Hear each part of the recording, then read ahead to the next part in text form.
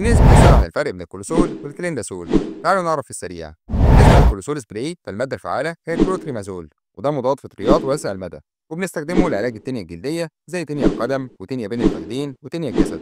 كمان علاج الالتهابات الفطرية بين الثنايا زي تحت الإبط أو الثدي. كمان في علاج الكانديدا الجلدية، وهي عدوى فطرية بتكون سطحية. وبرضه علاج مساعد الفطريات التناسلية الموضعية خصوصا عند الرجالة في حالات الكانديدا.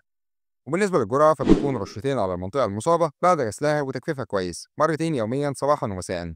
وبنستخدمه لمدة أسبوعين إلى 4 أسابيع حسب شدة الإصابة. وضروري جدا نستمر عليه بعد اختفاء الأعراض بأسبوع على الأقل، وده عشان نقلل احتمالية رجوع العدوى.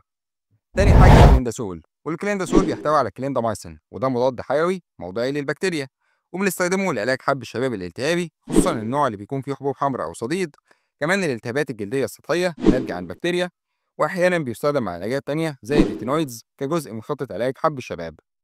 وبالنسبة للجرعة فبنستخدمه من مرة أو مرتين يوميا، ويفضل تكون على بشرة ناشفة ونظيفة بعد الغسيل والتجفيف. وبنحط المحلول باستخدام قطنة أو أطراف الأصابع على أماكن الحبوب أو المناطق المصابة بس. وبنستخدمه لفترة ما بين 4 أسابيع لحد 12 أسبوع حسب الحالة واستجابة الجلد. والخلاصة الكولوسول بنستخدمه لو في فطريات زي التانية أو التهاب جلدي فطري. أما الكليندازول فبنستخدمه لو في بكتيريا زي حب الشباب أو التهاب الجلد البكتيري. كل واحد ليه دور مختلف وما ينفعش نبدل بينهم من نفسنا.